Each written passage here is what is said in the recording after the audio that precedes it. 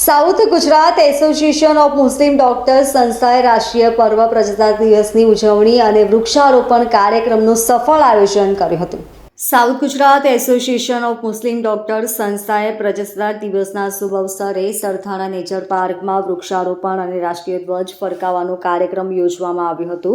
આ કાર્યક્રમમાં સંસ્થાના સભ્યો, સ્વયંસેવકો અને સરથાણાના નેચર પાર્કના અધિકારીઓ હાજર રહ્યા હતા. કાર્યક્રમની શરૂઆત રાષ્ટ્રગાનથી થઈ અને પછી રાષ્ટ્રીય ધ્વજ ફરકાવવામાં આવ્યો. માનનીય મહેમાનો doctor Minu Parbiya sir, doctor Ashraf master sir, doctor Abbas Izzy sir, Hina ma'am અને સરથાણા નેચર પાર્કના ડોક્ટર રાજેશ પટેલ સાથે પ્રજાસત્તાક દિવસની ઉજવણી કુદરતના સાનિધ્યમાં સકારાત્મક વાઇબ સાથે સંપન્ન થઈ હતી.